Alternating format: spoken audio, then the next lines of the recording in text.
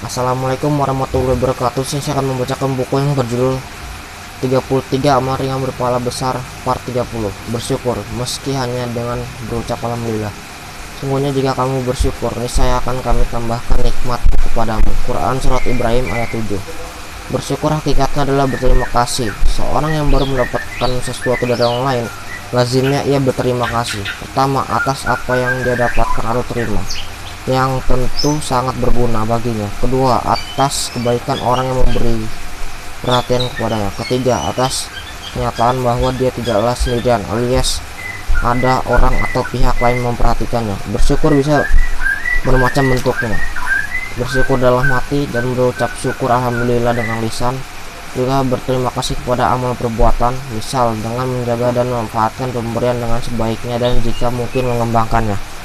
Sadari atau tidak, sikap syukur serta ucapan terima kasih saja juga dapat menggembirakan pihak yang memberi, dapat menenteramkan hatinya. Lantaran segala perhatian berkenan dalam kesempatan yang lain, si pemberi bisa saja berbagi lagi saat ada kesempatan yang tepat.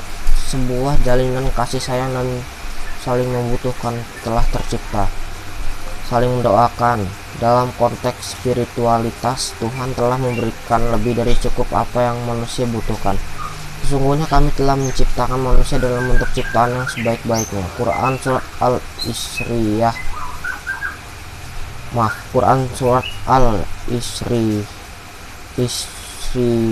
ayat 4. Dari segi bentuk maupun penampilan, dan jika kamu menghitung-hitung nikmat Allah, niscaya kamu tidak akan sanggup menghitungnya. Quran Surat Ibrahim ayat 34. Lantaran begitu banyaklah karunia dan nikmat yang Allah berikan kepada manusia. Manusia bukan saja dianugerahi anggota tubuh paling indah sempurna, tetapi juga dibekali akal, pikiran, dan hati nurani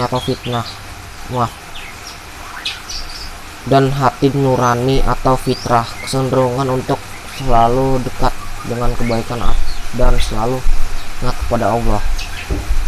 Untuk kebahagiaan dunia dan akhiratnya, manusia juga dibekali kitab suci, panduan yang akan menuntun jalan menuju kebahagiaan hakiki dunia akhirat. Masih kurang Allah Subhanahu wa Ta'ala untuk mengutus seorang rasul untuk memberikan tunjuk dan teladan yang mudah untuk diikuti tentang bagaimana mengaplikasikan tugas-tugas kekhalifahan, manajerial, keduniawian, dan keakhiratan. Lalu masih kurang apa Allah dan memberikan nikmat dan karunia-Nya kepada kita? Bukankah Allah telah menyatakan, sesungguhnya jika kamu bersyukur, niscaya kami akan menambah nikmat kepadamu, dan jika kamu mengingkari nikmat, dan maka sesungguhnya azabku sangat pedih. Quran Surat Ibrahim ayat 7. Lalu mengapa atas nama pemenuhan kebutuhan hidup dan perjuangan mendapatkan kenikmatan dunia, kita lantas lupa diri dan ingkar terhadap nikmat Allah, lupa pada janji luhur yang telah ada di dalam diri secara fitrah, bahwa sebagai manusia kita dahulu telah berjanji untuk setia dan selalu mengabdi kepada Allah, kepada Tuhan Allah Subhanahu wa Ta'ala. Bukankah sejatinya setiap apa yang kita dapatkan tidak lain adalah anugerah dan nikmat dari Allah Subhanahu wa Ta'ala? Lalu mengapakah kita tidak bersyukur karenanya, meski hanya dengan berucap alhamdulillah setiap kali selesai menyelesaikan proyek atau pekerjaan tertentu? Nikmat Tuhan kamu yang mana kamu dustakan? Quran Surat Ar-Rahman ayat 13. Menurut Imam Al-Ghazali dalam kitabnya Ihya Ulumuddin, syukur adalah menyadari bahwa tidak ada yang memberikan kenikmatan kecuali Allah. Modal dasar yang diberikan oleh Allah kepada kita adalah pendengaran, penglihatan, dan hati. Ketiga hal ini sejatinya merupakan sarana mendapatkan pengetahuan dan pengalaman dengan panduan hati nurani dan fitrah. Memanfaatkan karunia ini dengan baik merupakan cara bersyukur kepada Allah. Sebab pada hakikatnya, bersyukur itu pertama menyadari perincian betapa banyak dan besar nikmat Allah kepada kita, mulai dari anggota tubuh, jasad, dan ruh, serta seluruh apa yang kita perlukan dalam keseharian. Kedua, mengapresiasi rasa syukur atas nikmat tersebut dengan ungkapan lisan dalam bentuk pujian.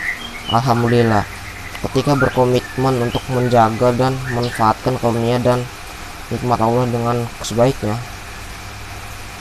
4. Berusaha mengembangkan dan memperdayakan seluruh potensi dan nikmat Allah kepada kita untuk kebaikan dunia dan akhirat. Karenanya, orang yang bersyukur dalam bingkai ini niscaya tidak akan pernah berkecil hati dan mengeluh dengan keterbatasan sarana yang dimiliki. Karena sejatinya ia telah memiliki semua potensi untuk meraih sukses, sebab ia selalu pandai bersyukur dalam segala situasi, sehingga dalam situasi apapun ia akan pandai untuk menjaga anugerah Allah yang diberikan kepadanya. Bukankah bertambahnya rasa syukur akan berbanding lurus dengan kepandaian seseorang dalam membaca potensi diri dan memanfaatkannya untuk tujuan sukses diri dan lingkungannya. Cukup sekian yang saya bacakan. Kalau ada kesalahan dalam membaca mohon maafkan. Saya akhiri. Wassalamualaikum warahmatullahi wabarakatuh.